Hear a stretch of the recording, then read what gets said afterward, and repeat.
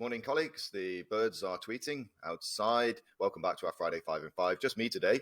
The first thing that I'm going to look at, let me just drag my browser down here. We're going to look at something called loop components. Microsoft has been playing around with this a new feature really, which allows you to embed. I'm going to explain it with my hands. This is a bit easier. It allows you to embed a component in one place, which you then can edit in other places. So let me give you an example. Let's say if you put a table inside an email and you want people to contribute to edit that table. Maybe it's a fun day sign up, for example. Now that is what we call a loop component, and I'll show you how to do that in a moment. And if you put that table in the email, people can edit it directly within the email. But if you then embed that into a Word document or a PowerPoint presentation or an Excel document, it will also edit it in that location at the same time. It's like a fluid component that can be edited in multiple places and multiple locations at the same time. And now you can do it. You've been able to do it in Teams for some time, but now you can do it in email as well.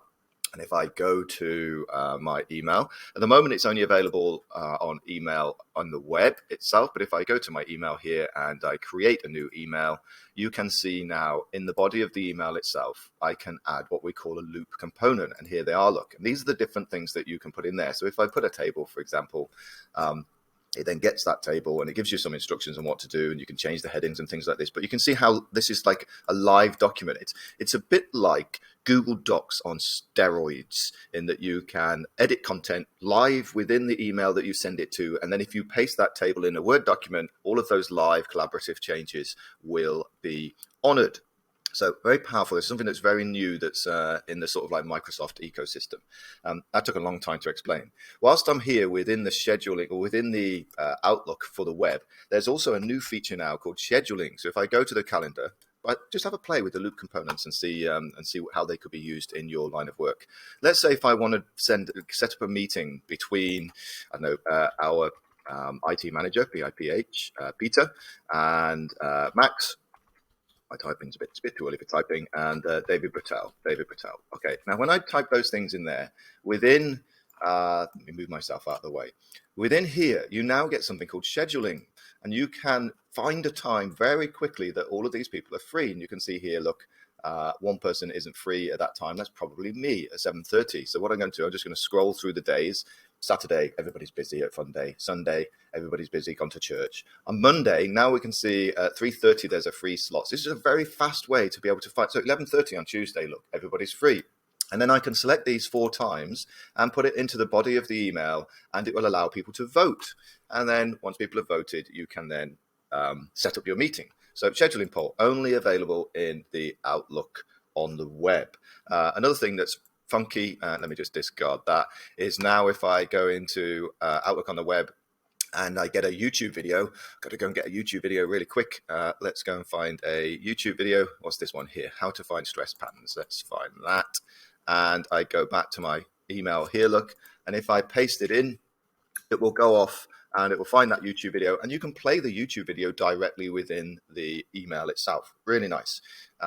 Calendar filtering is another thing that's inside our new updated version of Outlook for the web. If I've got a filter here, look, and I can actually say, right, maybe I want to see all of the meetings that I'm just the organizer. A nice way to be able to filter very quickly. The last thing I'm going to share with you is a brilliant uploader of sort of, if you've got big PDF documents that you want AI to analyze, you can upload the document here and then you can start to ask it questions. So for example, if I have a big document here, let me see, I've got vision of free play in a digital world. If I actually open that and just see what it's about, I have read this document. It's 102 pages long, big document. What I'm going to do is I'm just going to drag it let me just drag it into that chat PDF webpage. Bear with me a second. There we go. Drag it into there. There's a 102-page document. It's uploading it, and it's going to analyze the text behind the scenes so that I can ask some questions. Thanks to Matt Seddon for sharing this one with us.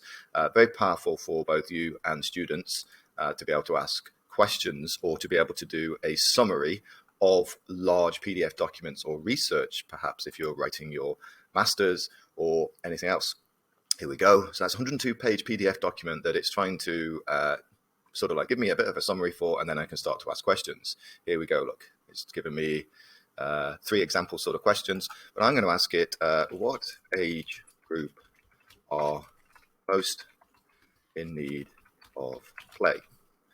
Let's see if it can give us an answer. Normally when you do this with different PDF documents, it will actually give you the page. There we go. Look, according to figure 17 on page 88, the largest proportion of children wanting to spend more time playing is 16 to 17. However, so very, very useful. I think that's more than 5 minutes. Take care, everybody. Bye-bye.